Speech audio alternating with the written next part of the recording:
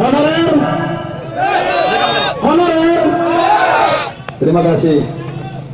Bapak Ibu sekalian, hari ini kita datang untuk menyampaikan aspirasi kita kepada Menteri Pendayagunaan Aparatur Negara, Reformasi dan Birokrasi. Coba kita refleksi tentang apa yang terjadi di dunia, di negeri Indonesia yang berkah ini. Bayangkan Bapak Ibu sekalian, saya yakin betul, saya melihat teman-teman yang berpakaian PGRI umurnya sudah cukup, mohon maaf ya, sudah cukup lanjut ya. Saya yakin betul ketika PP 48 sebagai dewanya honorer tahun 2005, Bapak Ibu sudah mengabdi lebih dulu ketimbang PP itu hadir. Betul? Ketimbang PP itu lahir. Betul? Dan jelas bahwa di dalam PP 48 tahun 2005 dinyatakan dengan tegas, seluruh tenaga honorer yang sudah masuk dalam database BKN di PNS-kan, di CPNS-kan secara bertahap sampai dengan tahun anggaran 2009 tuntas. Kalau ada honorer yang dibiayai oleh APBD-APBN sekarang diangkat oleh pemerintah, ilegal. Karena harusnya sudah jelas pada tahun itu dinyatakan termaktub sampai dengan tahun anggaran 2009. Kita melihat ketika kehadiran surat edaran Menpan nomor 5 tahun 2010 tentang verifikasi dan validasi data tenaga honorer, lahirlah kategori 1 yang dibiayai oleh APBD atau APBN. Mereka yang dibiayai oleh APBD APBN itu sesungguhnya sudah tidak ada lagi dan harus sudah tuntas tahun 2009. Tapi bayangkan begitu banyak sekarang dengan bahasa yang dipelintir oleh pemerintah bahwa ada tenaga honor tercecer, tenaga honor teranulir, tenaga honor tersisa dan segala macam bahasa itu. Akhirnya muncullah surat edaran Menpan nomor 5 tahun 2010 yang akhirnya menjadi cikal bakalnya PP 56. PP 56 ini hadir sesungguhnya sangat melukai hati tenaga honorer, mereka yang betul-betul mengabdi. Sorry, dilanjutkan. Baik, Bang Rahmat, lagi kurang enak badan sebenarnya ya. Semalam sudah minta izin kepada saya, beliau tidak bisa hadir, tapi saya paksakan supaya beliau bisa hadir. Walaupun luar biasa kita berikan aplaus buat Bang Rahmatullah, sekalipun dalam keadaan kurang sehat tetap hadir di tengah-tengah kita. Baiklah, mungkin semampu saya akan saya lanjutkan paparan dari beliau bahwa saat ini PP 56 yang konon katanya akan direvisi itu sungguh sangat tidak relevan untuk saat ini, Bapak-bapak. Kita yang akan kita minta bukan perubahan PP 56, bukan perubahan ketiga PP 48. PP 56 sudah selesai, Bapak-bapak, Ibu-ibu. Sebelum kita ada minta revisi, kita sudah pernah melakukan judicial review. Tolong dibantu Bang Rahmat. Ini. Tolong Bang Rampet. Batu. Istirahat aja dulu, Bang. Kawan-kawan. Baiklah, kita lanjutkan kawan-kawan. Mohon yang masih belum merapat segera merapat ya. Mudah-mudahan apabila jumlah kita terlihat kompak bersatu, Bapak Menteri berkenan akan menerima kita, kawan-kawan. Tolong Bapak-bapak, Ibu-ibu yang masih duduk-duduk di sebelah sana, tolong. Karena sekarang kita bukan hanya untuk jalan-jalan ke sini, Bapak-bapak ya. Kita harus mendapatkan hasil. Hari ini adalah demo kita pamungkas. Demo yang harus benar-benar mendapatkan titik hasil, karena bulan depan, bulan Ramadan sudah diketuk palu yang namanya RPP ya, tentang undang-undang ASN, entah itu RPP P3K ataukah PNS ya. Tapi yang jelas RPP yang sudah masuk di Kemenkumham itu adalah P3K, dan belum ada pernyataan resmi dari pemerintah bahwa RPP itu dicabut. Akan segera ditandatangani. Kita selalu terus bergerak agar kita semua di PNS-kan. Setuju? Oleh karena itu, sebelum RPP tersebut keluar, sebelum RPP tersebut ditandatangani dan resmi untuk memberhanguskan tenaga honorer yang belum menjadi PNS dites kembali menjadi P3K, maka kita harus terus mendesak agar RPP tersebut diganti dengan PP baru ataupun Kepres, Dipres yang memihak kita untuk diangkat menjadi PNS, kawan-kawan. Saya sudah sering menjabarkan, saya sudah sering mengutarakan di Facebook bahwa kita ini sudah di ujung tanduk, betul? Ibarat telur, honorer itu sudah di ujung tanduk. Apabila kita selalu terpecah belah, kita tidak bersatu, maka nasib kita akan dihapuskan honorer, tidak ada lagi honorer nanti setelah undang-undang ASN. Itu, maka dari itu, ayo kita kawal bangkit, bangkit sekali lagi. Jangan kita terlena dengan janji-janji manis. Jangan kita terlena dengan pemberi harapan palsu yang sudah sering kali, 100 kali mungkin kita dengar bahwa kalian akan diangkat PNS, tapi ternyata nol, kawan-kawan. Katanya dulu kita ikuti saja regulasi yang berjalan. EPHI menolak diangkat dengan tes, tapi sebagian malah setuju dengan tes. Hasilnya terbukti EPHI ternyata prediksinya lebih banyak betulnya daripada salahnya. Betul. Kita sudah menolak tes tahun 2012, 2013, tapi sebagian kawan-kawan kita malah menolak tuntutan EPHI.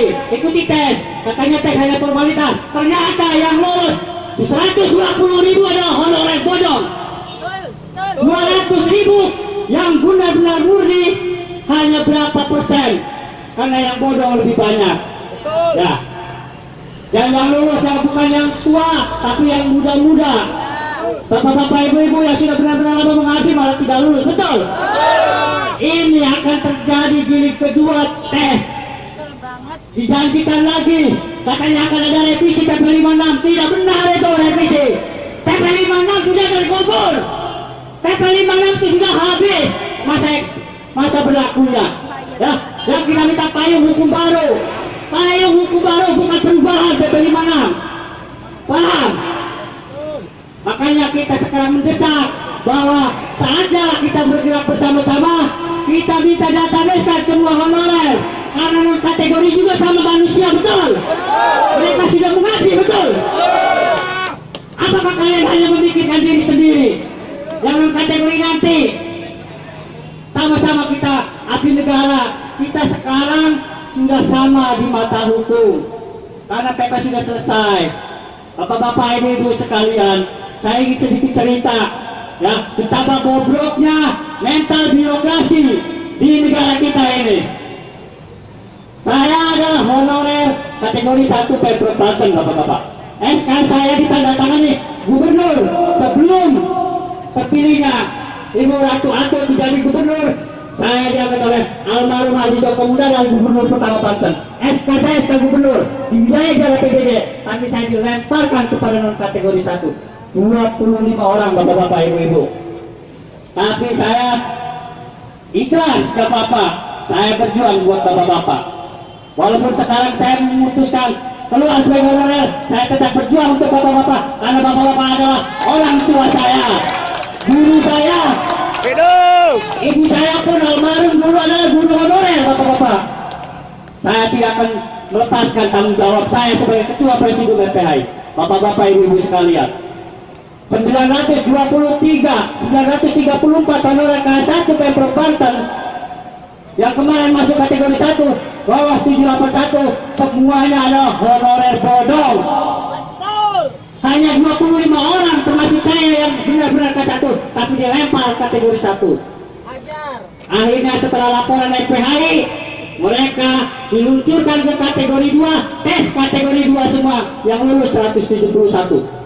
Oke lah, mereka sudah tes K2, silahkan dapatkan NIP. Tapi dengan adanya surat keputusan dari Menteri Pertahanan Abu Bakar Azwar Abu Bakar, tiba-tiba yang tidak lulus tes K2 diambil lagi 300 orang dikembalikan menjadi kategori 1.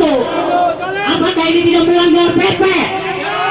Sudah jelas dalam PP 43 dinyatakan bahwa yang Dibiayai APBD dan APBD itu sudah jelas, tapi mereka yang bikin kebijakan, mereka yang bikin peraturan, mereka langgar sendiri.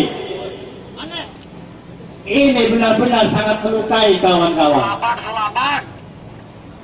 Di mana yang katanya PP itu adalah peraturan pemerintah, tapi hanya untuk dilanggar. Dan sekarang tanggal 15 Januari saya melaporkan ke Menpan, tolong batalkan 300 orang itu.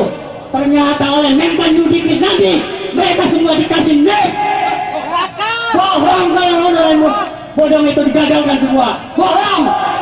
Saya saksinya di Bogor Banten, honorer bodong masuk kategori 1. Tanggung jawab Yudi. Tanggung jawab itu mana Yudi? Keluar, temui kami. Jelaskan kepada rakyat honorer. Mana bukti? Kalian birokrasi yang reformasi. Bohong kalau kalian katakan begitu. Mohon kawan-kawan, kita rapatkan barisan.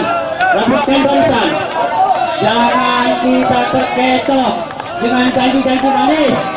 Jangan kita terkecoh dengan PHP pemberi hari palsu, kawan-kawan. Kita semua dizolimi. Sekarang akan dites.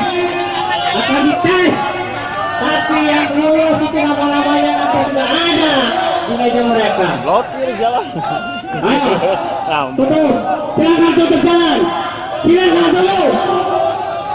Blokir saja, blokir. Buktikan bahwa honorer itu ada di negeri ini. Biar Yudi turun. Ya masih duduk.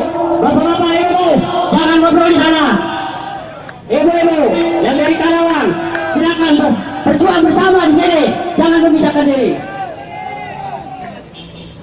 Ini kezaliman ini sudah sungguh di luar batas, kawan-kawan.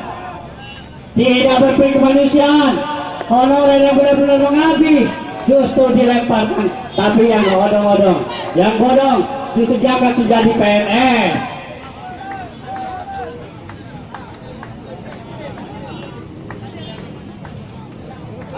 Kawan-kawan, mohon kepada Bapak Menteri Yudi bisa naik helikopter. agar segera menemui kami, agar segera menemui honorer, agar segera menemui rakyat honorer yang meminta keadilan, meminta kebenaran. FPHI menegakkan kebenaran di atas kebenaran. Kita tidak akan merugikan siapapun, karena honorer semua diperjuangkan oleh kita walau bertahap. Setuju? Ramai. Baiklah kawan-kawan, mohon bagi yang belum naik, ada operator dari DKI mana tadi? Posi. Jangan. Untuk bergantian sambil kita menunggu Menteri, kita sudah sepakat kawan bahwa kita tidak akan pulang sebelum diterima, sebelum mendapatkan hasil. Setuju? Apakah kalian mau pulang ketika beduk maghrib tiba tanpa ada hasil? Kita sudah sepakat 2 hari kawan-kawan. Betul. Tanggal 27, 28 kita pulang membawa hasil, membawa oleh-oleh yang akan kita sampaikan kepada rekan-rekan kita di daerah. Sudah capek kita demo-demo tapi tidak ada hasil. Harus ada hasil kawan-kawan. Buat saya tidak ada kepentingan apapun. Saya sudah ikhlas berjuang untuk kalian. Walaupun apabila perjuangan ini berhasil, saya tidak akan diangkat menjadi PNS kawan-kawan. Tapi mana yang diperjuangkan hanya segelintir seluruh Indonesia. Mana honorer? Mana yang selalu teriak-teriak di Facebook? Ternyata hanya segelintir yang peduli dengan nasibnya sendiri. Saya masih peduli dengan nasib kalian, tapi yang lain mana? Barangkali ada disambung oleh Bang Fahmi ya untuk orasi sambil menunggu orator-orator lain yang akan naik ke atas. Kita tunggu sampai jam berapapun, sampai malam, sampai kita menginap di tempat ini sebelum Menpan Yudi Krisnandi menemui untuk mempertanggungjawabkan segala kebijakan-kebijakan yang kita bijak. Terima kasih. Assalamualaikum warahmatullahi wabarakatuh. Waalaikumsalam.